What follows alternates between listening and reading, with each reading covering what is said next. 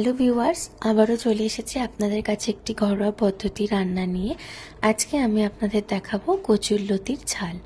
আপনাদের যদি এই ঘরোয়া পদ্ধতি রান্নাগুলো ভালো লেগে থাকে, অবশ্যই আপনারা একটি লাইক এবং কমেন্টের মাধ্যমে আমাকে জানাবেন। তাহলে আমি পরবর্তীতে আরও এরকম ঘরোয়া পদ্ধতি রান্না আপনাদের সাথে শেয়ার করব।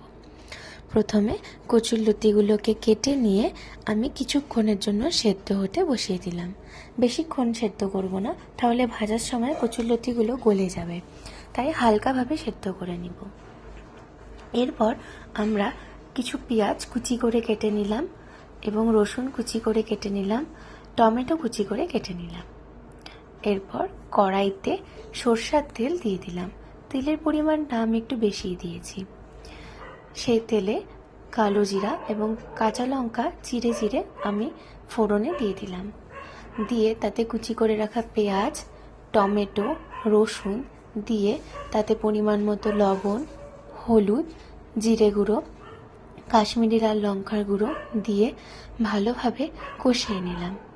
কষিয়ে নিয়ে ভাজা থেকে যখন তেলটা বেরিয়ে আসছে দেখবেন, তখন তাতে হালকাভাবে সেদ্ধ করে রাখা কচুরলতিগুলো দিয়ে দেবেন।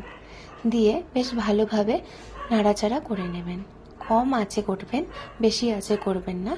কম আঁচে করলে কচুরলতিগুলো সেদ্ধও হবে এবং খেতেও ভালো হবে এবং গলেও যাবে না। এরপর কিছুক্ষণ ভাজা ভাজা করে নিলেই আপনাদের তৈরি কচুরলতির ঝাল। আপনারা ঝালের পরিমাণটা আপনাদের মতন দিয়ে দেবেন।